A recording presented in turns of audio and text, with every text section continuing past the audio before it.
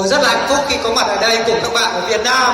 As Long Hong was saying, Như là Diamond Long vừa chia sẻ với các bạn, I'm currently on a trip around the world. tôi đang trong một chuyến công du vòng quanh thế giới.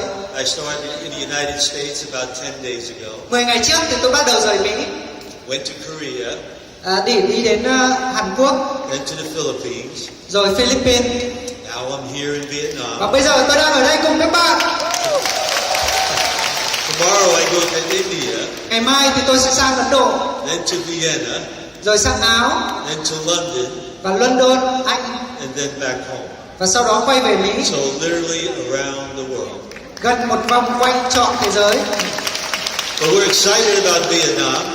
Và tôi rất là hào hứng về thị trường Việt Nam. I want to acknowledge Mr. Leo, Và the tôi muốn cảm partnership ơn we have with AMWAY, Tổng giám đốc của AMWAY Việt Nam, ông Leo, and also Agapop from Thailand, one và of our Diamond key Akapok diamonds. đến từ thị trường Thái Lan. Vietnam Thị trường Việt Nam của các bạn has been one of the fastest growing new markets in the opening with the world of AMWAY. là một trong những quốc gia có tốc độ phát triển kinh doanh ăn lớn mạnh nhất ở trên thế giới. I have been to 26 markets as they opened. Và tôi đã có kinh nghiệm trải nghiệm với 26 thị trường trên toàn cầu những ngày đầu This tiên. has been the fastest one I've attended. Thì đây là một trong những thị trường phát triển nhanh nhất mà tôi đã từng You đến. are all to be congratulated Và tất cả các bạn rất xứng đáng cho điều đó. on the great job that you're doing. Các bạn đã làm được những cái công việc tuyệt vời. But Nhưng you're just beginning. các bạn mới chỉ bắt đầu thôi. You're only 7 years old. Các bạn mới chỉ có 7 năm thôi. You're still a young kid. Và thực sự là một cậu bé 7 tuổi thôi. In the U.S., we're 57 years old. Bởi vì tại nước Mỹ chúng tôi đã 57 năm. And many countries in the world we're 30 years old. Và rất nhiều quốc gia với hơn 30 năm. I hope you understand Tôi hy vọng các bạn sẽ hiểu về the điều đó. potential that you have here in your market. Về tiềm năng thị trường mà các bạn đang có ở đây ngày hôm nay. This business will grow and grow and grow. Vì kinh doanh này sẽ liên tục phát triển. I expect business to double here in the next 7 to 10 years. Tôi dự kiến doanh số của các bạn sẽ phát triển gấp đôi trong vòng 10 năm tới. And we are now searching Và ngày hôm nay chúng tôi đang tìm kiếm for the people who are serious and will join with us to take part in that growth. những con người nghiêm túc và mong muốn thay đổi và sẵn sàng làm việc cùng với chúng tôi. We look at the Amway business over the last 10 years, Và trong 10 năm qua chúng ta hãy nhìn lại kinh doanh AMWAY. and we have had 68% growth around the world. 68% tăng trưởng trên toàn cầu. At this time in history, Tại thời điểm này trong lịch sử, many individuals có rất nhiều cá nhân are concerned about their jobs, about their futures. quan ngại về tương lai sắp tới của nền kinh tế cũng như là về công việc họ đang có. In fact, many of them have lost income. Và trên thực tế là rất nhiều người bị cắt giảm thu Not nhập. only individuals, Và thậm chí là không chỉ riêng but gì cá nhân, entire companies and nations have gone down thậm chí economically. có thể là cả công ty hoặc lớn hơn nữa là cả quốc gia nền kinh tế đi xuống. And here we are, Nhưng còn chúng ta thì sao? with people like you and me, Với những người như các bạn và tôi building a business xây dựng kinh doanh này with a fantastic growth rate. vẫn liên tục phát triển với một tỷ lệ Oh, đáng the khích lệ. future here is very, very bright. Và chắc chắn là tương lai ở Việt Nam sẽ còn tốt đẹp hơn rất nhiều. Last year, Năm vừa rồi, as you saw on the video, khi các bạn vừa nhìn thấy những hình ảnh trên there video, were almost 18,000 new platinums around the world. và gần 900 người đạt danh hiệu mới Platinum và Emerald. If 18,000 people can do it, Xin lỗi, 18.000 nhà phân phối mới. last year, Và năm vừa rồi, I think you can do it this year. thì tôi nghĩ là các bạn có thể làm được điều đó ngày hôm nay, trong năm nay. Yes, you have big future ahead of you. Các bạn đang có một cái tương lai sáng lạng phía trước. Well, I want to spend some time telling you how I got started. Tôi muốn chia sẻ với các bạn một vài thông tin những ngày đầu tiên tôi làm kinh doanh này. It was many years ago. It was 47 years ago. 47 năm trước là ngày tôi bắt đầu. At that time, I was working on a job, Tại thời điểm đó tôi đang làm việc and it was a good job. trong một cái vị trí rất là tốt. I had moved up the corporate ladder. Và dần dần tôi được thăng tiến trong tập I đoàn. had several hundred people working underneath Và me. tôi có vài trăm kỹ sư làm việc dưới sự chỉ They đạo were của all tôi. scientific and technical type people. Họ là những người kỹ sư làm trong lĩnh vực khoa học. As Long said before, my degree was in nuclear physics. Như là Kim Cương Long đã chia sẻ, tôi tốt nghiệp trường đại học trong lĩnh vực vật lý And hạt nhân. after that, I went to business and management school. Và sau đó tôi học thêm về quản lý, So I have a lot of education. cho nên tôi cũng có rất nhiều bằng cấp. So I did well with the biggest company in the world in those days, AT&T. Và có một vị trí tốt ở tập đoàn lớn nhất trên thế giới tại thời điểm đó là AT&T. The company was so big Và công ty lớn đến mức that a few years after I left AT&T, và một vài năm khi mà tôi không còn làm ở đó, the United States government broke them into 4 separate companies. và chính phủ Mỹ đã quyết định chia công ty đó ra thành 4 công ty khác nhau. All 4 of those companies were in the top 10 in size in the world in those days. Và cả 4 công ty sau được chia tách đó đều là một trong 10 công ty lớn nhất trong lĩnh vực của họ Now, trên toàn cầu. how did AT&T get so big? Vậy thì tại sao mà tập đoàn AT&T có thể lớn đến như vậy? Well, I will tell you. Tôi sẽ chia sẻ với các bạn They này. had a motto. Họ có một cái gọi là hình mẫu, The system is the solution. đó là hệ thống chính là giải pháp. I want you to remember that. Tôi muốn các bạn nhớ điều này. Well, I was going to work every day, Khi mà tôi đi làm hàng ngày and I became dissatisfied. và tôi nhận ra rằng I made good money, yes, tôi kiếm được rất nhiều thu nhập, but I had no time to enjoy life. nhưng mà tôi không có đủ thời gian để hưởng thụ As I những kết got quả another đó. promotion after promotion, Và mỗi khi được đề bạt lên một vị trí I cao got hơn more and more responsibility, thì lại nhiều trách nhiệm hơn and I had to work harder. There was more stress, và làm việc nhiều hơn với nhiều trách nhiệm hơn và căng thẳng lên. and less time for me and my family. Và càng ngày thì càng ít thời gian cho tôi và gia đình của tôi. When I joined the business, we had 3 children, Khi tôi bắt đầu làm kinh doanh AMWAY, tôi có 3 người con, and then that grew rapidly into 6. và sau đó thì thành 6 đứa. And today we have 17 grandchildren Và ngày hôm nay thì chúng tôi có 17 đứa cháu and 3 great grandchildren. và 3 đứa cháu. So we have a big family. Chúng tôi có một gia đình lớn. But back then we had 3 small children. Nhưng mà ngày thời điểm đó tôi có 3 đứa con. Every Monday I'd get up and go to work. Và mỗi tháng thì tôi đi Come làm back home Monday night, và quay trở về mỗi thứ Hai, Tuesday, thứ Ba, Wednesday, Thứ Tư, Thursday, Thứ Năm, Friday. thứ Sáu. And with one promotion, Và với mỗi lần được thăng tiến they told me I need to do it on Saturday. thì họ lại nói với tôi là cần phải làm thêm vào ngày thứ Bảy nữa. So I was working 6 days a week, very hard. Và bình thường thì tôi làm việc nỗ lực 6 ngày một tuần, rất No là nỗ time lực. for my family, Và bắt đầu càng ngày càng không có đủ thời gian cho no gia đình time for the things I like to do in life. và không đủ thời gian cho những thứ mà tôi đam mê trong cuộc sống. I love recreation and sports. Tôi rất là thích chơi thể thao I love to travel và and tôi see rất the thích beautiful đi things bảo in the world. đi du lịch, nhìn những cái điểm mới ở thế giới, No time. nhưng mà không đủ thời gian. Back and forth to work every day. Và cứ đi lại về mỗi Now, ngày. when I was working, Và trong khi tôi đang đi làm, I lived close to New York City. tôi sống gần ở thành phố New York. And on the way to work, I Và would trên pass đường by đi the xe airport. thì tôi đi qua, lái xe qua sân bay And I'd be driving in traffic every day. và đi trong cái xe trong tình trạng tắc đường hàng ngày. And as I passed the airport, Và mỗi lần đi qua sân bay I would see the planes taking off. thì tôi lại nhìn thấy những chiếc máy bay cất cánh And I would dream, và tôi ước mơ rằng someday một ngày nào đó I will be in those thì planes, tôi sẽ có mặt ở trên những chiếc máy bay này flying to the beautiful places in the world. và đi đến bay đến những cái nơi tuyệt vời trên thế giới. Some were going south Có một vài cái máy bay đi về hướng Nam to the beautiful islands of the Caribbean. đến những cái hòn đảo tuyệt vời ở bờ biển And Caribbean. where was I going? Còn tôi thì đang đi đâu? In my car to work. Trong xe của tôi tắc đường và đi đến đi Another qua 10, 12 hours of work every day. và lại sắp tới 10 đến 12 tiếng trước mặt. Some of the planes were flying over the Atlantic Ocean, Có ai đó thì bay đến bờ biển Atlantic, going to the beautiful cities of Europe. đến những cái thành phố tuyệt vời ở châu Âu. And me, Còn tôi thì sao? in my car going to work. Trong xe và lại đi đến chỗ làm. I started to dream. Và tôi bắt đầu những ước mơ. Someday, Một ngày nào đó, I had no idea how, tôi không biết là làm cách I nào, would get up into those planes. nhưng mà chắc chắn tôi sẽ có mặt trên những chiếc máy And bay I kia would fly around the world. và tôi sẽ bay vòng quanh thế giới. It was just a dream. Đấy chỉ là giấc mơ thôi. Year after year, I'd have the dream. Và năm nào cũng vậy, đều với một ước mơ. As I worked harder and harder, Và trong quá trình làm việc nỗ lực hơn I got more and more dissatisfied.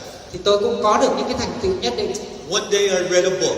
Và một ngày tôi đọc một quyển sách. I saw it in a bookstore. I bought it and read Tôi it. nhìn thấy cái quyển sách đó ở trong The quyển name sách of the của tôi. book Tên quyển sách was How to Get Rich.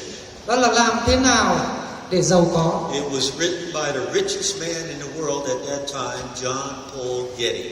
Được viết bởi một người đàn ông giàu nhất trên thế giới tại thời điểm đó, tên là John In the Paul Getty. first chapter, he says, Và trong cái chương đầu tiên thì ông ấy nói, if you want to make a lot of money nếu như các bạn muốn kiếm được rất nhiều tiền and have control of your life, và để có thể kiểm soát được chính cuộc đời của mình, you need to find a business of your own. thì các bạn cần phải có một cái kinh doanh riêng cho chính bản thân mình. He said, no job will do it. Bởi vì không có một công việc truyền thống nào có You thể need giúp to bạn be làm điều in đó. control with your own business. Các bạn cần phải trở thành người kiểm soát cái kinh doanh riêng của mình. Well, you know my background. Các bạn biết đấy, trong khi là học vấn của tôi Engineering, thì lại là kỹ science, thuật và khoa management. học, rồi làm quản So lý. I did the logical thing. Cho nên là tôi cũng làm những cái việc I decided to buy an engineering company. tôi quyết định mua một cái công ty chuyên về kỹ năng kỹ thuật. But I had a big problem. Nhưng mà tôi có một cái vấn đề rất là It lớn. cost a lot of money. Đó là những cái để mua công ty đó tốn rất nhiều I tiền. was born into a poor family. Bởi vì tôi sinh ra trong một gia đình rất So nghèo. my family didn't have the money. Gia đình tôi không có tiền. So I went to the banks. Cho nên là tôi đi đến các ngân hàng I để tried to borrow the money. vay tiền. I was 28 years old. Tại thời điểm đó tôi 28 tuổi. And they said, no, you're too young, too inexperienced. Và ngân hàng thì trả lời là anh quá trẻ và không có kinh nghiệm. So back to work every day. Nên lại quay về với công việc truyền thống. Still dreaming about being in those planes. Luôn luôn ước mơ về những chiếc máy bay. And one day, Và một ngày kia I got a telephone call from tôi a có một friend. cuộc điện thoại And he invited me to a meeting. từ một người bạn mời đến nhà. I had never heard of AMWAY. Tôi chưa bao giờ nghe về AMWAY trước đây. The business was 10 years old at that Tại time. thời điểm đó kinh doanh ở Mỹ được 10 I năm. went to the meeting Khi đến cái cuộc họp and đó, I joined that night. tôi đã tham gia cùng AMWAY ngay đêm đó. For some reason, Bởi vì một số lý do I understood the business immediately. tôi hiểu cái kinh doanh này ngay lập tức. When they showed the plan, Khi họ giới thiệu cơ hội kinh doanh, I understood tôi hiểu rằng that here was the opportunity đây chính là cái cơ hội for me to work with teams of people to create volume to make money. để tôi có thể làm việc một đội nhóm để cùng tạo ra doanh số để có thể có thu nhập. You see, most people in this world, Các bạn thấy không, hầu hết mọi người trên thế giới they use the formula that says time equals money. họ sử dụng cái công thức đó là đánh đổi thời gian You với go tiền to bạc. work, you get paid.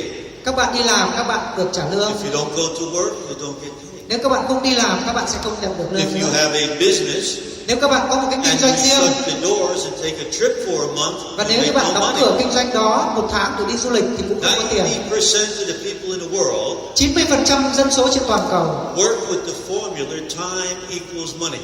làm với cái công thức là đánh đổi thời gian với tiền bạc. Why else would your wife work? Thế thì những chỗ nào mà người nhà của các bạn đang Her làm time means more money for the family. có nghĩa là thêm thời gian làm để có I thêm thu have nhập. met many people that work second jobs, part-time jobs. Tôi cũng gặp rất nhiều người làm thêm những công việc khác nhau. More time means more money. Làm thêm có nghĩa là thêm thu nhập. But do you see the limitation? Nhưng các bạn nhìn thấy cái sự hạn chế của việc này.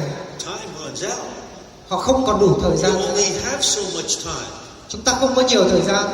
And so your income is limited. Đấy là lý do mà thu nhập của các bạn bị hạn In chế. fact, the more you work, Trên thực tế càng làm việc the nhiều hơn less you enjoy your life. thì càng ít thời gian để các bạn trải nghiệm cuộc When I sống. saw the plan, Khi tôi nhìn thấy kế hoạch kinh doanh của AMWAY, I saw something different. tôi nhìn thấy một vài sự A khác biệt. chance to duplicate or multiply myself by building teams of people. Một cơ hội để có thể nhân chính bản thân tôi với một đội nhóm để làm việc. I had never sold a product Tôi chưa bao giờ nhìn thấy sản phẩm tại of thời any điểm đó. type in my life. Tôi chưa bao giờ bán hàng một sản phẩm nào I was never trong đời involved của in tôi. marketing or distribution. Và thậm chí chưa bao giờ làm một công việc liên quan đến marketing hay phân So phối I had hàng. a major advantage. Nhưng mà đấy lại chính là cái lợi thế của tôi. I knew that I did not know how to do it. Bởi vì tôi biết là tôi không biết cách làm. I didn't bring my own ideas into the business. Và tôi không mang những kiến thức trong lĩnh vực của tôi vào trong kinh doanh này. Engineering and science doesn't work in Khoa AMWAY. học và kỹ thuật thì không có hiệu quả trong kinh doanh So này. my mind was totally open. Nên là tôi rất mở lòng đón nhận các thông tin. And I urge all of you here today, Và tôi khuyên tất cả các bạn ở đây ngày keep hôm your nay mind open.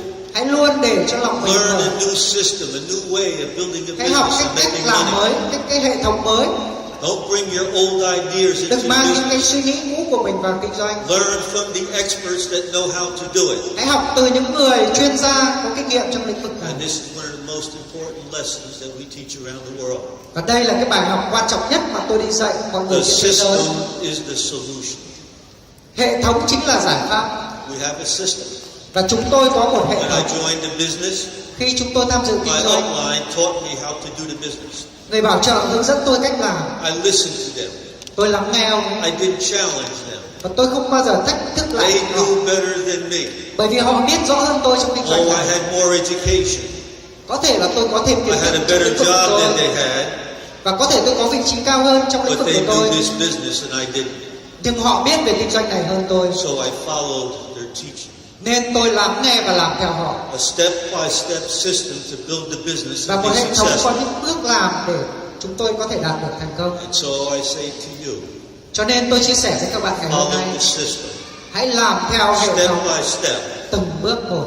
It's amazing to me Thật là tuyệt vời đối với how tôi people will bring their ideas into this business, khi gặp được rất nhiều người mang những ý tưởng riêng vào kinh doanh the này, way they have been doing things, cái cách mà họ làm công việc, and they expect different results. và họ mong muốn những kết quả khác nhau. When I was at the university, Khi tôi còn học ở trong trường I đại did học, my thesis on Albert Einstein, tôi đã có một cái nghiên cứu về nhà khoa học Einstein, and he said this: và ông ấy nói rằng the definition of crazy là cái định nghĩa về sự điên rồ is doing the same thing over and over and over and expecting different results. đấy chính là đi làm lại một thứ mà lại mong muốn kết quả khác biệt. No, you joined a new business, Và bây giờ thì các bạn tham dự một cái a kinh doanh hoàn different toàn mới, business. một cái kinh doanh khác so Keep với your công việc truyền mind thống. open, Hãy giữ đầu của các bạn thật là learn cởi from your mở upline, và lắng nghe cái người bảo trợ and các bạn duplicate the system. và nhân bản hệ thống của các bạn. If you're willing to do that, Nếu bạn mong muốn làm điều đó you can grow with the business. thì chắc chắn các bạn có thể phát triển trong kinh As doanh I này. said, it's different. Như tôi nói, đây là một kinh It's doanh khác not like biệt any other business out there. và nó không giống bất kỳ một kinh doanh nào Oh, khác. yes, we have our imitators. Chắc chắn là chúng tôi cũng có những cái điều như vậy. I'm smiling because I'm just thinking of a story from the Philippines. Tôi đang cười bởi vì tôi đang nghĩ đến một cái câu chuyện của những người Philippines tôi mới gặp. Several years ago, they were all upset in the Philippines. Và ở Philippines thì mấy năm trước đây họ cũng có And những tình they trạng said, không Pete, tốt. Pete, we have to talk to you. Và họ đến với tôi và họ nói là Pete, tôi có rất nhiều điều muốn nói với ông. What's up? Tôi hỏi là điều gì vậy? Two new multi-level marketing companies have come to the Philippines. Và họ nói với tôi là có hẳn 2 công ty bán hàng đa cấp mới vừa vào Philippines. And I smiled and I said, Và tôi cười và nói 2,000 new marketing companies open up in the U.S. ở Mỹ mỗi năm có 2.000 công ty bán hàng đa cấp mới tại thị 2,000 trường Mỹ. multi-level. 2.000 công ty mới mỗi năm. And they're all better than Amway. Và họ luôn luôn nói rằng họ tốt They're hơn cả all Amway easier than Amway. và dễ kiếm tiền hơn Amway. And you can make more money than Amway. Và mọi người sẽ kiếm tiền nhiều hơn Amway. Then why did they go out of business so quickly? Và sau đó thì kinh doanh của họ thì biến mất rất là nhanh. You look at the record. Who's number one? Các bạn hãy nhìn vào các cái chỉ số xem ai là công ty lớn nhất trên toàn cầu. Đó chính là Amway, số 1 trên toàn How cầu. can they be better? Vậy thì làm sao mà những công ty khác có thể tốt hơn được? Oh, understand what you have in your hands, my friends. Tôi hy vọng là các bạn hiểu cái cơ hội các bạn đang You nắm have trong an tay. unbelievable opportunity. Các bạn đã có một cơ hội không thể But tin I được. urge you, Nhưng mà tôi khuyên các bạn follow the system, follow the teaching of your upline. hãy làm theo hệ thống, hãy làm theo những gì mà người bảo trợ tuyến trên hướng dẫn các bạn. Because in the beginning of anything you do in life, Và điều này cần thiết để bắt đầu bất kể những the kinh doanh first nào trong thing cuộc you sống. need to do is learn the fundamentals. Cái điều đầu tiên các bạn cần làm đó là học những nguyên lý cơ bản. I remember when I went to the university Tôi vẫn nhớ khi tôi ở trường đại học to study nuclear physics. để nghiên cứu về vật lý nguyên tử I knew nothing about nuclear physics. thì tôi không biết một tí gì về nguyên lý I vật didn't lý try nguyên to tử. tell my professors how to teach me. Và tôi đã đến gặp cái người giáo sư để dạy tôi. No, I opened my mind to learn from them. Chỉ đơn giản là tôi rất là lắng nghe. They were the experts. Bởi vì đấy mới là những người chuyên gia. Now that was 6 years of education to become a nuclear physicist. Và đấy là cái khóa học 6 năm để các bạn có thể tốt nghiệp được. You can learn the Amway business business in 3 months. Nhưng các bạn có thể học Amway trong 3 tháng. If you open your mind Nếu như các bạn mở and lòng learn mình the ra fundamentals, để học những kiến thức cơ bản nhất, duplicate the system. sau đó nhân bản hệ thống. Many studies have been made about success in the world. Và rất nhiều nghiên cứu về sự thành công trên thế One giới. of the recent studies will tell us Và có một cái nghiên cứu thì nói với chúng tôi, you become the average of the 5 people you associate with. các bạn sẽ trở thành trung bình của 5 người mà các bạn giao tiếp với. Who do you associate with? Vậy thì ai là người mà các bạn Your same old friends, giao tiếp cùng? your relatives, Cái người thân của bạn, the people at work.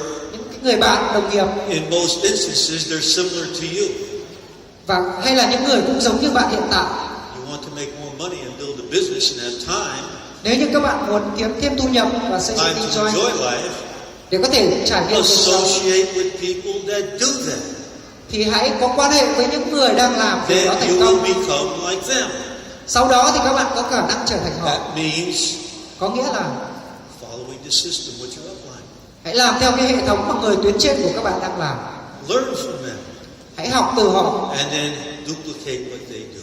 và sau đó thì nhân bản những gì mà họ làm. So the first important point, Cho nên cái điểm đầu tiên quan trọng, keep your mind open hãy mở lòng mình ra với and kiến thức learn the system. và học cách làm của hệ Don't thống. try to bring your ideas to it at this time. Đừng cố mang vào những cái suy nghĩ riêng của các bạn, The experts will teach you. bởi vì những người chuyên nghiệp sẽ We dạy các have bạn. experts coming to Vietnam from all over the world. Và có rất nhiều người chuyên gia đến từ khắp They mọi nơi come trên here thế to giới đến work đây để with dạy you các and bạn, to teach you. đến đây để làm việc cùng các bạn. Listen to them Hãy lắng nghe họ and follow them. và hãy làm theo họ. I don't know where else you go in the world Tôi không biết bất kể nơi nào trên thế giới and have people coming from other countries to teach you. mà có những người chuyên nghiệp đến từ những quốc gia khác để dạy các bạn. It's an amazing system we have in the business. Một cái hệ thống thật là tuyệt vời chúng ta có trong kinh doanh này. Learn the system and duplicate it. Hãy học cái cách làm của hệ thống và nhân bản. Lesson number 2. Và bài học số 2, These are the things I learned as I was growing in the business. đây là những điều tôi học được trong quá trình tôi làm kinh doanh. A team is more powerful than any individual. Một đội nhóm thì mạnh hơn rất nhiều so với bất kể cá nhân nào. I want you to think about that with me. Tôi muốn các bạn cùng tôi suy nghĩ về điều này. I know that one of your popular sports here is soccer or football. Tôi biết một trong những môn thể thao ưa thích của các bạn chính là bóng đá. Let me give you an illustration. Để tôi minh họa cùng các bạn. One of the best soccer players in the world is a person Ai là by cầu the thủ? name of Messi. Ai là siêu sao đá bóng trên thế giới? Lionel Messi Messi. đúng không? Với tôi thì là Messi. You know him? Các bạn có biết Messi không ạ? Oh, he's very good. One of the best for sure. Anh ấy là một trong những siêu sao cầu thủ trên thế giới. But here's what we're going to do. Và đây là điều mà chúng ta sẽ làm với anh ấy. I'm going to select 11 of you from the audience. Tôi sẽ chọn 11 khán giả ngồi trong phòng này I'll be the coach, và tôi sẽ là người huấn luyện viên and we're going to play a match against Messi. và chúng ta sẽ có một trận đấu với cả Messi. The 11 of us, 11 người trong chúng ta not very good soccer players, không chơi bóng đá giỏi playing against one of the best in the world, the và đấu superstar. lại với một trong những siêu sao thế giới. Who wins? Các bạn nghĩ ai sẽ thắng? He cannot win. Chắc chắn là anh ta không thể thắng chúng ta được. Follow me on this. Hãy cùng tôi tưởng tượng, If he could fight through 11 of us nếu mà anh ấy cứ chạy and theo make a 11 người goal, trong chúng ta để we kick ghi the bàn ball down the field and make a goal. thì chúng ta lại đá bóng sang He's hướng going khác to run all the way down, và anh ấy lại phải chạy về get the hướng đó ball, and fight through tranh 11 lấy quả of us bóng again. And và lại if he tấn công. does, we kick it Và nếu down. mà anh ấy chạy về hướng này thì chúng ta lại đá sang hướng khác Soon he will be totally exhausted, và nhanh thôi thì anh ấy sẽ bị kiệt sức and we will win. và chúng ta sẽ thắng. 11 ordinary people 11 cầu thủ không chuyên nghiệp will beat the superstar. sẽ chiến thắng được một siêu sao thế giới. When you join this business, Khi các bạn tham gia kinh doanh này, you're on a team. các bạn cùng một đội nhóm Be a good team player. thì hãy trở thành một thành viên tích cực. You can't sit on the sidelines. Các bạn không thể ngồi ở bên. You have to be out there with your team playing the game. Các bạn cần phải tham dự các hoạt động cùng với đội nhóm. Attend the meetings. tham dự các cuộc hội Go thảo, to the training programs that are tham dự các available, cuộc đào tạo của hệ thống and work with your team. và làm việc cùng hệ thống Associate with your team. và làm việc thường xuyên với hệ thống Associate with the experts. và giao kết với những người chuyên And gia, then you will succeed.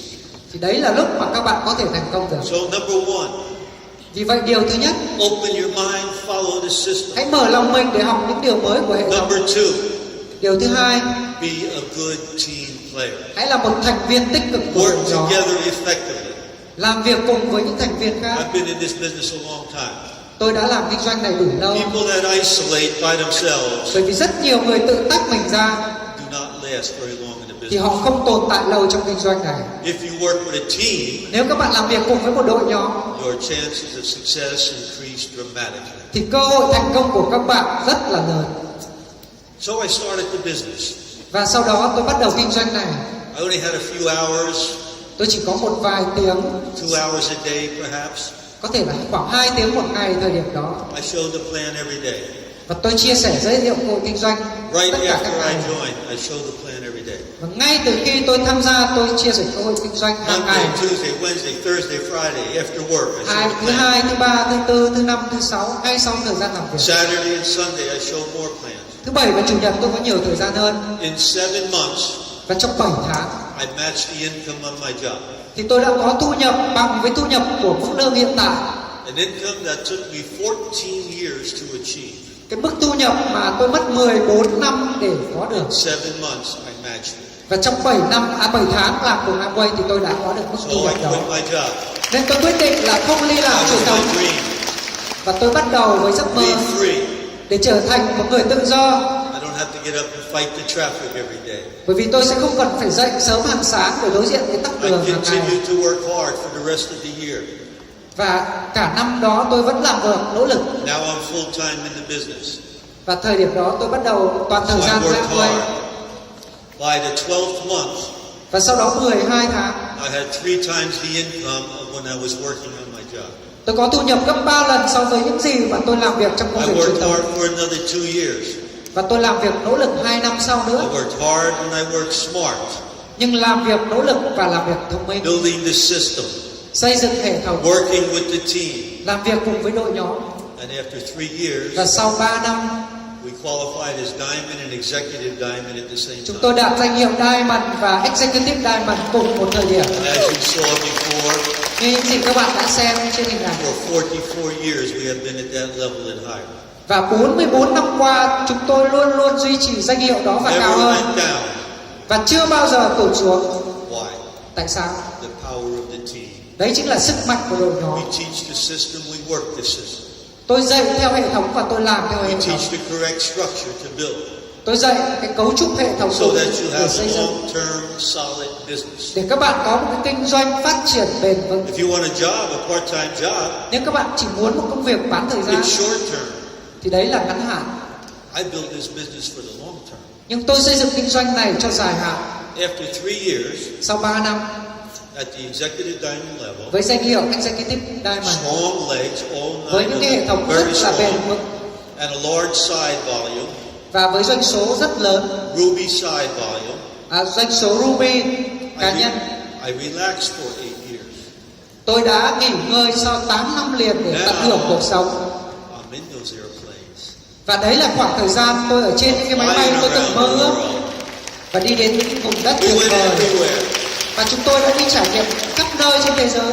And as was mentioned before from the stage, Như là tôi chia sẻ với các bạn trước đây, we have been on all 7 continents, chúng tôi đã có mặt ở 7 châu lục trên thế giới. my wife and myself. Tôi và vợ tôi. We have crossed the Arctic Circle, we have crossed the Antarctic Circle, Chúng tôi đã có mặt ở Bắc Cực, ở Nam Cực. and we have opened this business in over 24 markets around the world, Và đến ngày hôm nay chúng tôi kinh doanh ở 26 quốc gia vòng quanh thế giới, on 6 continents. ở 6 châu lục. It's impossible to work in Antarctica. Và không có thể riêng Nam Cực thì không thể làm được. Nobody lives there permanently. Bởi vì ở đấy chẳng có ai ở cả. I tried sponsoring penguins and seals. It didn't Tôi đã work. cố gắng bảo trợ những con hải cẩu biển hay là những con chim cánh cụt ở And đó. so the dream became reality.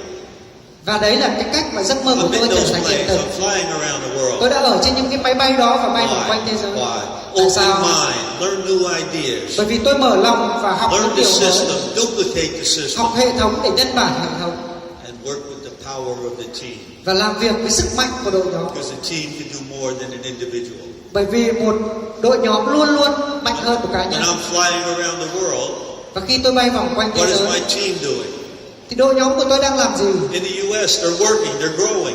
Họ đang làm việc và phát triển ở thị trường Mỹ. When I left the Philippines, they were so excited, they were growing fast, Khi tôi rời exploding. khỏi Philippines thì đội nhóm ở Philippines đang phát triển mạnh I mẽ. don't have to be there. Tôi không cần phải ở đó. That's the power of the system and the power of the team.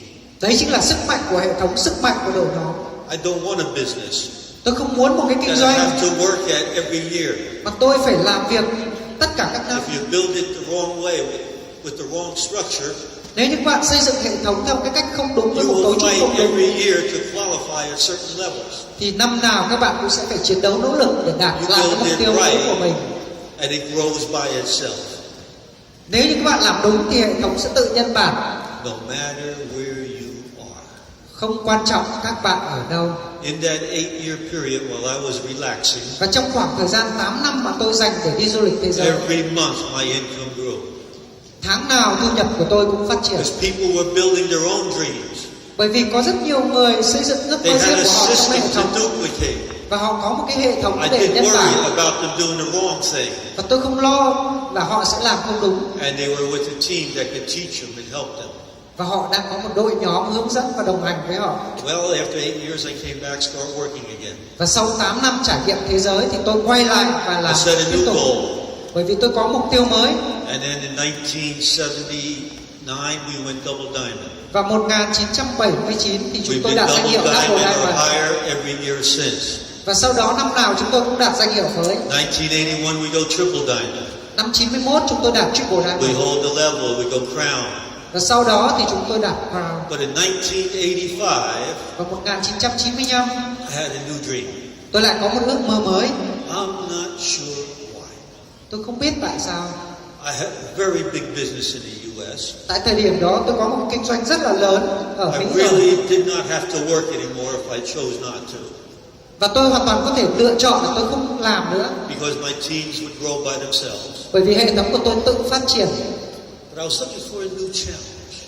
Nhưng mà tôi lại tìm kiếm những thách thức mới trong cuộc sống. And all of a sudden, in my mind, Và trong đầu của tôi, I started to think, tôi bắt đầu có ý nghĩ.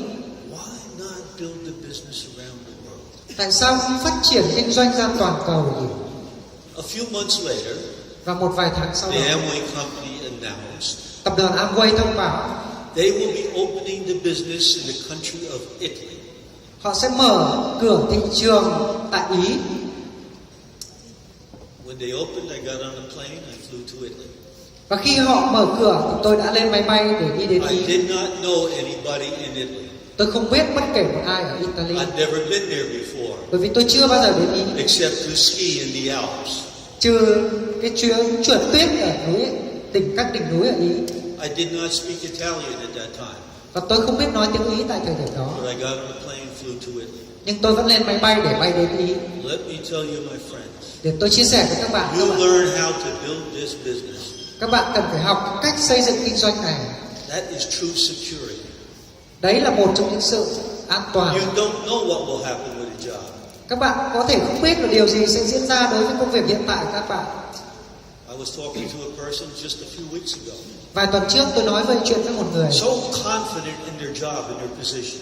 có một cái vị trí rất là tốt và rất là tin vào vị trí của mình.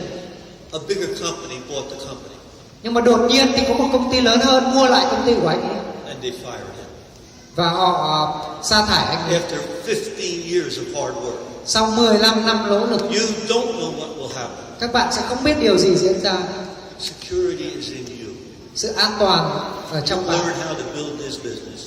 Bạn học cái cách làm kinh doanh này. You can build it here, Da Nang, you can go down to the Mekong Delta, build it anywhere in Vietnam. Bạn có thể xây dựng ở đây, ở Đà Nẵng, ở rất là some of nhiều you- nơi ở Việt Nam. Some of you, as I know, already have built it in other countries in the world.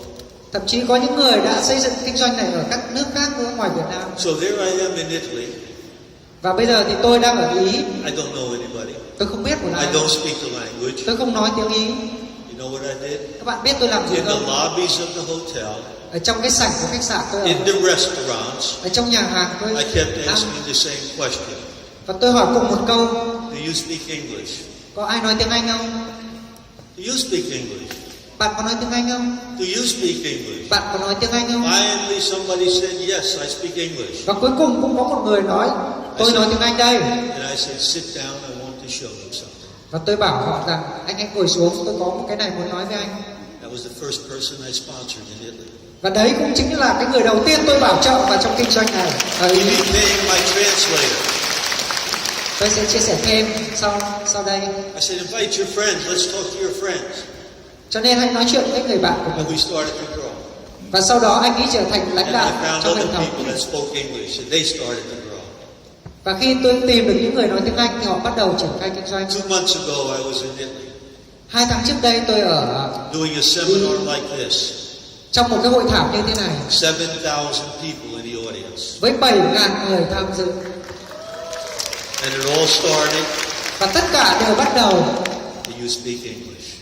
bằng việc anh có nói tiếng Anh không? When you know how to build this business, my friends, Nếu các bạn biết cái cách mà phát triển kinh doanh you have security, real thì security. các bạn sẽ có sự an toàn. The next year sự they đảm opened bảo. up in Spain. Và ở Tây Ban Nha, I went to Spain. tôi đến We Tây became the Ban first Nha emeralds in Spain. và chúng tôi trở thành nhà phân phối Emerald đầu And tiên ở today, Tây Ban over Nha. 95% of the business in Spain comes through us. Và ngày hôm nay thì 95% doanh số của Tây Ban Nha nằm trong hệ thống của chúng tôi. Next country, Guatemala. Họ có một cái câu là I went to Guatemala. ở Guatemala, 4th country, 4 đất nước, 4 thị trường mới. Thailand. Thị trường thứ tư đó chính là Thái Lan. I went to Thailand. Tôi đến Thái Lan And I found some people, và tôi đã tìm được một ai đó, sponsored them. bảo trợ họ. Today we have a huge organization in Thailand. Ngày hôm nay chúng tôi đã có một hệ thống lớn mạnh ở Thái Lan. All of you know Sumpat and Engapol. Các bạn đều biết những người bảo trợ tuyệt vời Supat, Ankapo và rất nhiều diamond khác Thailand. ở Thái Lan. They came here to help start the business in Vietnam. Và họ đã có mặt ở đây để giúp các bạn làm kinh doanh những ngày đầu tiên. Within 2 years after I went international, Và sau 2 năm khi mà tôi quyết định phát triển kinh doanh ra I thế had giới businesses on 4 continents. thì tôi đã có kinh doanh ở 4 châu lục. And then it just continued from there. Và sau đó thì cũng tiếp tục phát triển. Vietnam has been the last opening Việt Nam là một trong những quốc gia mới nhất mở cửa trên of thế giới significance. và rất là đặc biệt. They're in the process of opening up Bulgaria in Eastern Europe. Và họ chắc chắn là họ sẽ mở cửa các thị But trường the khác. last big major market has been Vietnam. Và đó sẽ là những thị trường rất là mới. And as I said before, I congratulate you because you're setting records. Và tôi một lần nữa muốn chúc mừng các bạn bởi vì các bạn đang lập được những kỷ lục ở Việt Nam. What is it that you want in your life? Vậy thì đâu là cái điều mà các bạn mong muốn trong cuộc sống? I ask you, look ahead 5 years. Tôi muốn hỏi các bạn là cùng nhau nhìn 5 năm nữa, How do you see your life? các bạn sẽ nhìn cuộc sống của các Doing bạn the như thế same nào? thing you're doing now, back and forth to work? Sẽ làm đúng một việc mà các bạn đang làm như bây giờ, đi lại về, Or having more money, more time, hay là có thêm thu nhập, hay là có thêm thời gian taking riêng care of your family? để chăm sóc gia đình của mình? Oh, this business lets you dream. Cái kinh doanh này giúp cho các bạn có được Like những my ước mơ, first dream to be up in those airplanes. giống như là ước mơ đầu tiên của tôi có mặt trên những chiếc máy My bay. second dream to be free to leave my job. Cái ước mơ thứ hai của tôi là được tự do để không phải đi làm. Yes, my friends, this business lets you dream again. Đúng các bạn ạ, cái kinh doanh này giúp các bạn có ước mơ tiếp. I give you some advice. Để tôi cho các bạn một vài lời khuyên. Dream big. Hãy ước mơ lớn, Because every one of you here can be big in this business. bởi vì bất kể một ai trong khán phòng này đều có thể thành Your công trong kinh doanh. education level doesn't matter. Không quan trọng là bằng cấp của các bạn như thế nào. Yes, I have a lot of education. Tất nhiên là tôi có rất nhiều bằng cấp. I have my top person in the UK has more education than I do.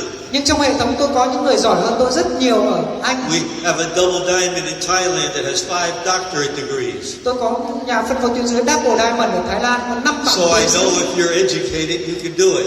Cho nên tôi biết nếu các bạn là những người có nhiều bằng cấp thì các bạn có thể làm được. Diamond Long, who was on the stage before, Diamond Long he was là MC ngày hôm also nay. a physicist. Anh ấy cũng là một trong những So người we know nghiên cứu luận physicists vật can do lý it. và anh ấy cũng làm thành công được. But look at Supat. Nhưng hãy nhìn anh Supat, He was in school, anh ấy thậm chí young, ở trong trường đại học thời điểm Bro. anh bắt đầu làm nghèo, by không có tiền. 25 years of age, he's a diamond. Nhưng 25 năm qua anh ấy đã là nhà khối Traveling the diamond, world. đi du lịch vòng quanh thế giới.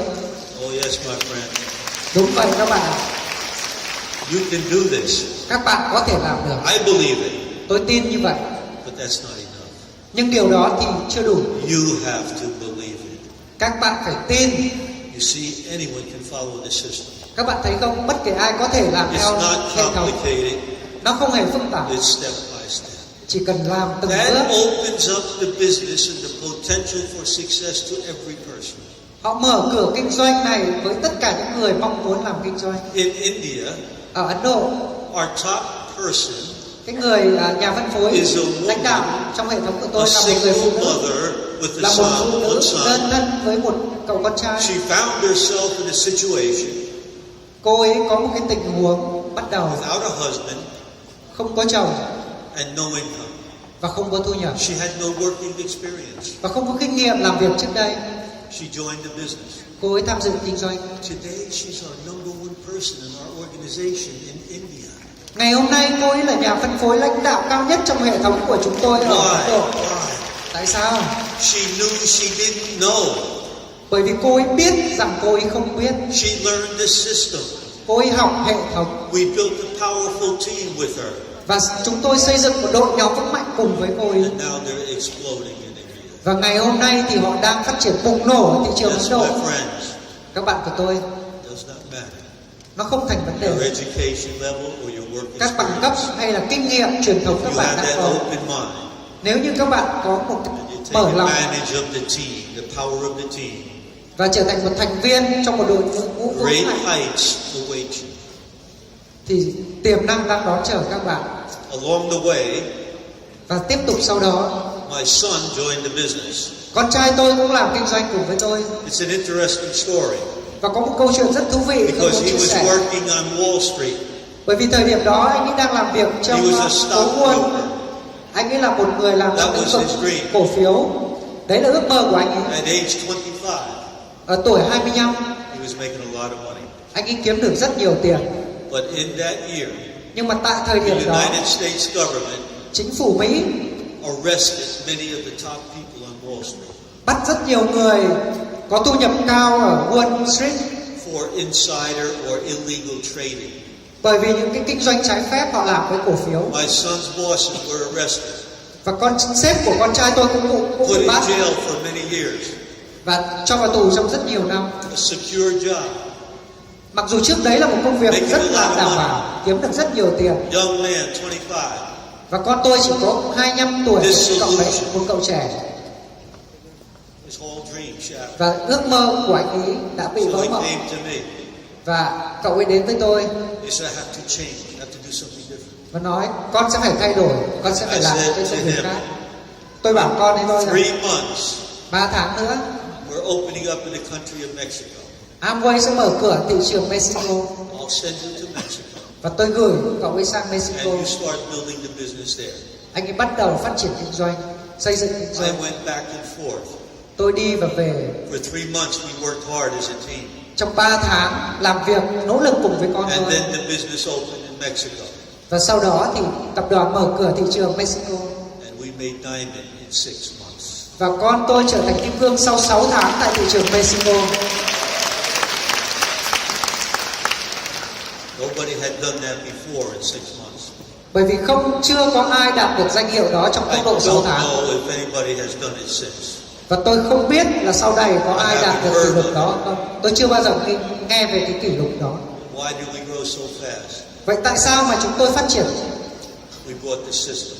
Bởi vì chúng tôi mang theo một cái hệ And thống we để làm. created a powerful team working together. Và chúng tôi phát triển một đội ngũ vững mạnh để làm. Today, he's an executive diamond in Mexico. Ngày hôm nay thì con tôi là executive He diamond has ở business Mexico. throughout South America. Và anh ấy có kinh doanh ở rất nhiều nước ở Nam Mỹ. He's a founder's platinum in the U.S. and he's starting to work now in the United States. Founder Platinum tại thị trường Mỹ. And he's an emerald in Spain. Emerald ở Tây Ban Nha. businesses around the world. Và anh ấy có kinh doanh ở rất nhiều nơi khác trên thế giới. Yes, my friends. Đúng vậy các bạn của You tôi. have that open mind, you're willing Hãy to mở lòng mình ra và mong muốn sẵn sàng học hỏi. At 25 years of age, my son was willing to learn from me.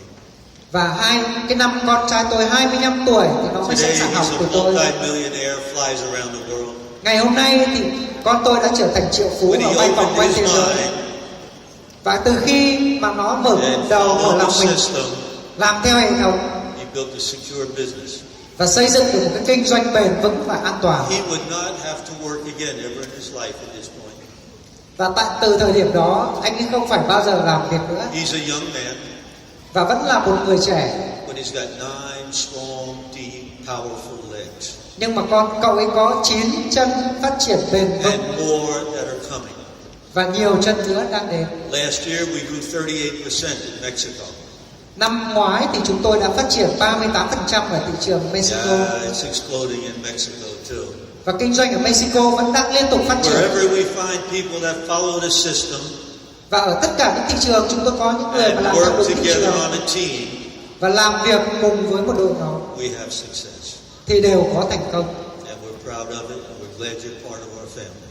Và tôi rất tự hào về điều đó và tôi cảm thấy rất là vui mừng khi các bạn là một phần của hệ thống. Well, where's the future? Vậy thì tương lai The future is in all of you. sẽ đi đến đâu? Tương lai You sẽ have ở với các an bạn. opportunity in your hands. Tương lai ở trong tay của chúng ta. I urge you, Nên tôi khuyên các bạn don't let it slip between your fingers. hãy đừng để cơ hội trượt qua các kẽ tay của các bạn. Grab it Hãy nắm chặt lấy cơ hội and hold it hard.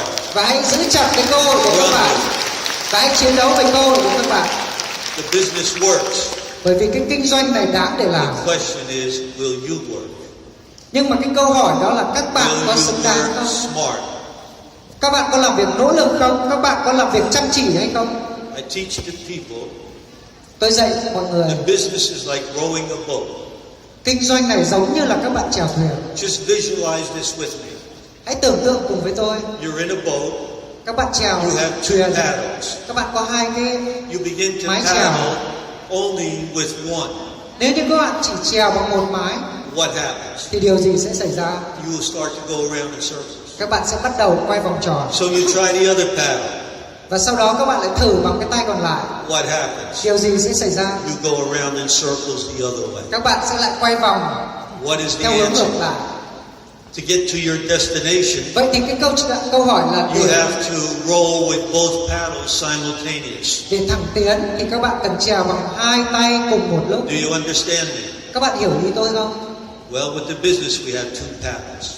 Kinh doanh của chúng ta cũng có hai mái chèo. This one is work hard. Một bên là làm việc nỗ lực, This one is work smart. một bên là làm việc thông minh. Working hard is not enough, Làm my việc nỗ friend. lực chưa đủ các bạn ạ. You have to work with a purpose, Các bạn cần phải làm việc with với a mục đích, plan, with a system, với một kế hoạch, với một hệ and with thống, the support of people who have done it before you.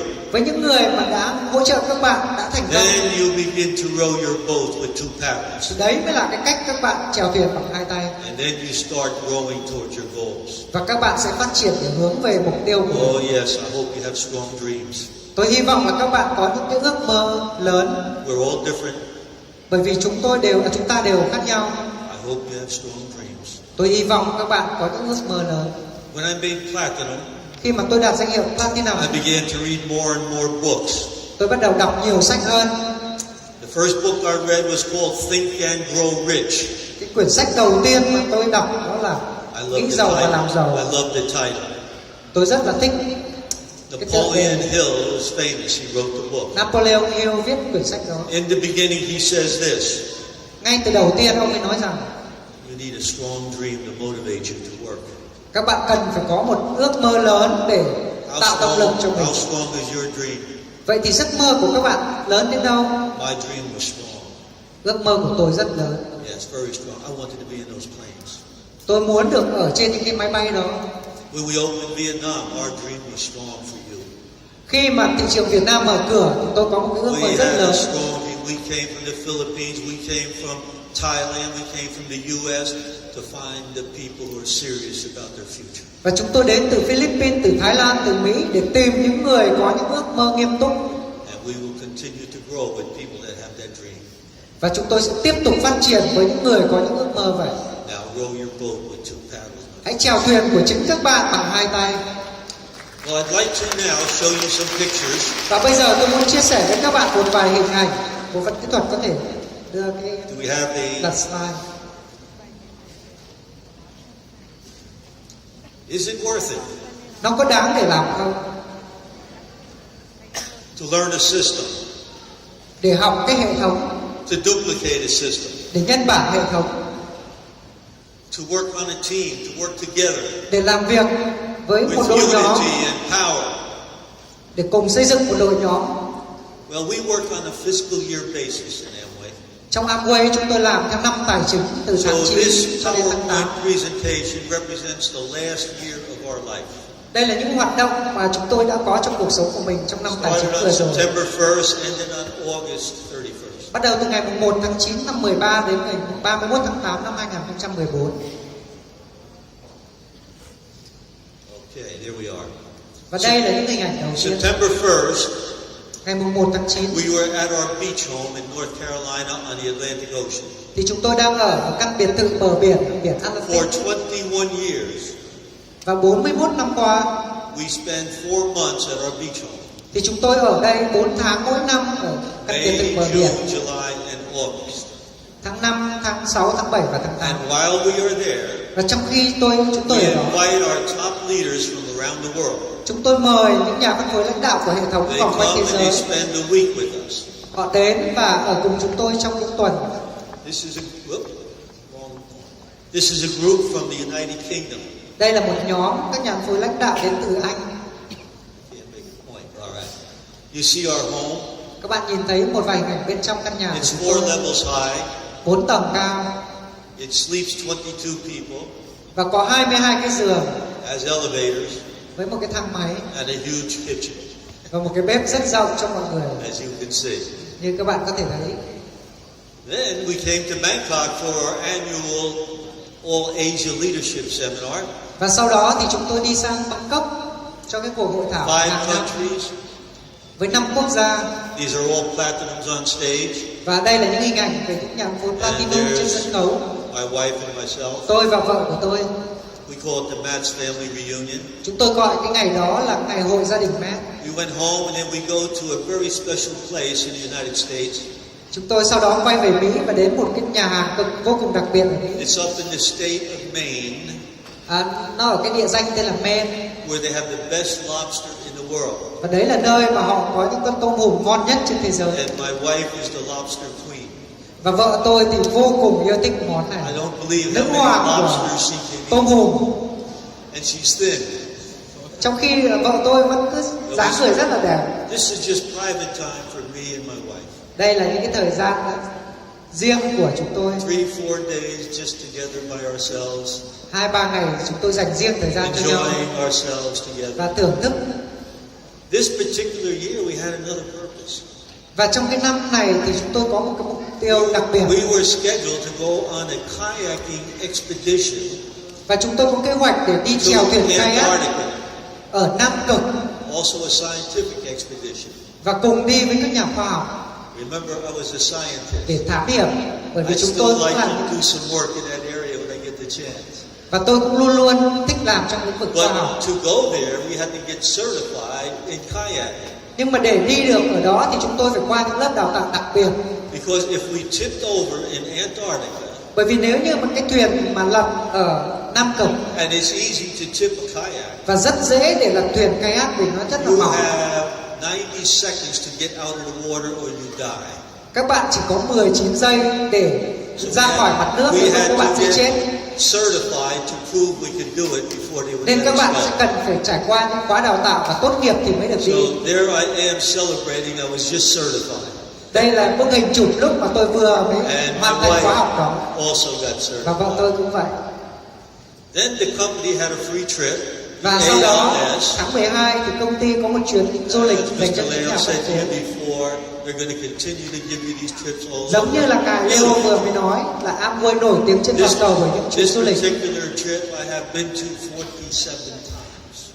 Và với cái chuyến du lịch này thì chúng tôi đã đi trong suốt 47 năm The qua. last one in December here was in Miami Beach. Đây là một hình ảnh từ bãi biển Miami. Because of our level in the business, they give us a big, beautiful suite Với danh hiệu của chúng tôi thì chúng tôi được những cái with ở những phòng fantastic theo tiêu views. chuẩn của tập đoàn như các bạn thấy. Then we went to Antarctica. Và sau đó thì chúng tôi đi Nam Cực để trải nghiệm. And here we climbed up a glacier. Và đây là lúc mà chúng tôi lên được cái khu vực. And I can tell you many people started. Nhưng mà tôi nói với các bạn là rất nhiều người bắt đầu hành trình này. Very few of us got to the top. Nhưng mà rất ít người được lên đến đỉnh. Nutrilite, my friends. Và chúng tôi là kết quả của Nutrilite các bạn. I've been eating double X for 47 years. Và tôi đã dùng Double X trong 47 năm qua. And some of you have had dinner with me. Và có một vài bạn đã có thời gian trải nghiệm cùng I với tôi. take 50 tablets a day. Tôi dùng 51 viên vitamin tất cả các loại trong một And so ngày. does my wife. Cũng như là vợ tôi. Why? Tại sao? I want to climb glaciers. Bởi vì tôi muốn trèo lên đỉnh I của want Nam to Cực. kayak in the ice. Tôi muốn đi kayak ở Nam I Cực. want to ski around the world. Tôi muốn đi trượt tuyết vòng quanh thế I giới. want to stay young so I can do these things. Tôi muốn luôn luôn trẻ để có thể chia sẻ với các bạn. Nutrilite, my friends, Nutrilite. Câu trả lời là Nutrilite các bạn ạ. I know Dr. Sam on a personal level. Bởi vì là tôi chính là bác sĩ của chính mình. I know he was here recently. Và tôi cũng có người bạn là I Dr. have Stewart. skied with him. I've had dinner with him. We've been on vacation Tôi ăn together. tối, tôi chia sẻ những thời gian với And this ông bác next sĩ. year, he invited us to his home in Colorado. We're going to go again and ski with him. Và năm nào chúng tôi cũng có những kỳ nghỉ trượt tuyết And cùng he's nhau. in great shape too. Và ông ấy cũng rất là khỏe mạnh. And together we eat a lot of Nutrilite. Và cùng với nhau chúng tôi dùng rất là nhiều vitamin Nutrilite mỗi ngày. And here we are celebrating when we crossed the Antarctic Circle. Và đây là cái thời điểm mà chúng tôi ở Atlantic, xin lỗi, và chúng tôi ở Nam Cực. Very few people in the world have done this. Bởi vì rất ít người trên thế giới có thể làm được And we điều did này. it on kayaks. Và đặc biệt là chèo thuyền kayak ở Nam Cực. Then we went skiing. Rồi chúng tôi đi trượt tuyết This is Colorado in the United States. ở Mỹ, Colorado tháng 1. Here's our friends, they're crowns also. Với những người bạn của chúng tôi là They Crown. have the freedom like we do, so we travel together Họ to có many một cuộc sống places. tự do giống như chúng tôi và chúng tôi cùng nhau đi du lịch. They work the system with us. They're Họ làm proud cùng cái hệ of thống the và xây power of dựng the team. với một hệ thống cùng chúng tôi. Then I went to London to work with my team in the Rồi sau đó UK. tôi đi đến Anh để làm việc cùng với đội There's nhóm. my top leaders in the Đây là UK. những người lãnh đạo cao nhất trong hệ thống. Then we went to Italy for the weekend seminar. Rồi chúng tôi đi hội thảo cuối tuần ở Ý. There's my wife on Đây stage. là vợ tôi trên sân khấu. Afterwards, Và sau những cái cuộc họp beautiful meals with friends, just like we're doing here in Vietnam. thì ngồi uống bia cùng với những người bạn giống như là chúng tôi làm ở Việt Nam. Then we had Diamond Club in EDC in Hawaii. Rồi chúng tôi có những cái cuộc du lịch cho câu lạc bộ Diamond EDC ở Hawaii của công ty. That's a view from our suite Bên right trái on là the cái water. phong cảnh từ phòng suite của chúng tôi. And that's my wife Barbara and Nancy Dorian, Và bên James phải là Stanley. vợ tôi cùng với bà Nancy là người sáng lập nên All hệ thống high Network levels of 21 the business and great với những danh friends. hiệu cao nhất trên thế giới. That's the Dornan family. We go helicopter together. Và đây là những người con của ông bà We Donald. come back from Hawaii, we go skiing again. Và quay về thì chúng tôi lại tiếp tục đi trượt tuyết. Over there, we're eating in one of the most famous restaurants in the United States. Và đây bên phải các bạn là một trong những nhà hàng nổi tiếng Ski nhất. all day, and then eat at the best restaurants. Và trượt tuyết cả ngày và có được trải nghiệm ở những cái nhà hàng tốt nhất. Well, then we come to India. Và sau đó thì đến Ấn Độ. Here they are greeting me in the airport, Và đây là những người bạn ở Ấn Độ. running many meetings. Có rất nhiều cuộc hội thảo Take some time out to visit the Taj Mahal. và có những cái khoảng thời gian tuyệt vời để thăm những địa One danh of nổi my tiếng. dreams, one of my dreams, Một trong những ước mơ của tôi to visit the Taj in India. để được thăm đền Ấn Độ. Then we're running meetings here. This is Hanoi. Last time I was here. Và đây chính là những hình ảnh của lần trước mà tôi đến Việt Nam. Then to the Philippines. Rồi Philippines, Here I am in Davao. ở Davao, Philippines, Now I'm in Iloilo, another major city. với những người thủ lĩnh ở Having Iloilo. a great dinner with all our leaders. Có những cái bữa tối thật là tuyệt vời. Then we're back to our beach home. Và rồi chúng tôi lại quay trở về ở căn biệt thự bờ biển. There's a better view of it. Và đây là một trong những cái view. That's the island we live on. Đấy là hòn đảo mà chúng tôi sống. From there we fly to Norway. Và từ đó chúng tôi bay sang Na This Uy. is the European ALS. Đây là cái chuyến ALS của công We ty sang have châu a Âu. huge business in Europe. Chúng tôi cũng có kinh doanh ở châu Âu. So we go early to spend some time in the beautiful cities of Europe. Nên chúng tôi đến đây sớm hơn để có một vài thời gian chơi thêm. There's my wife again. Vợ tôi. And there we are, cruising in the fjords of Norway, another dream. Và một trong những ước mơ nữa của chúng tôi đã là được đi What ở a cái vịnh Na Uy. beautiful experience. Thật là một cái trải nghiệm tuyệt vời, đặc biệt ở trên thế See giới. all the wonderful sights that are out there. Nhìn những cái phong cảnh hùng vĩ đặc biệt Another trên free thế giới. trip from AMWAY. Lại thêm một chuyến Thank du you. lịch miễn phí ở AMWAY. Cảm ơn AMWAY. Be the Viking. Đây là We like to have Viking, fun. vua Viking, There's the Viking's wife. vợ của vua Viking. Then we went to Copenhagen with some of our top leaders. Và sau đó chúng tôi làm việc cùng với cả lãnh đạo trong đội Just nhóm enjoying life. và thưởng thức cuộc sống. And then we segued around Copenhagen. Và đi xe quanh Copenhagen. There's one of our leaders giving the diamond sign. Đây là một trong những lãnh đạo thủ lĩnh của chúng tôi. Those segways, Với những cái xe này gọi là xe they Segway, go 40 miles an hour. họ có thể đi với tốc độ 40 dặm một giờ, I was tức là 60 shouting, cây một out of giờ. the way, we're coming through. Và tôi rất là hào hứng We're laughing, having fun, doing the diamond sign. khi mà đi cái xe này. Now this is back to Beach Blast. We go back to Carolina from Norway. Và quay trở về nhà ở bên bờ biển với các nhà phân phối Diamond của các bạn. I need to explain this. Để tôi giải thích với các bạn về bức hình này. We own a restaurant. Chúng tôi sở hữu một nhà hàng trên hòn đảo. 12 years ago we built a restaurant 12 năm trước chúng tôi xây cái nhà hàng này for a few reasons.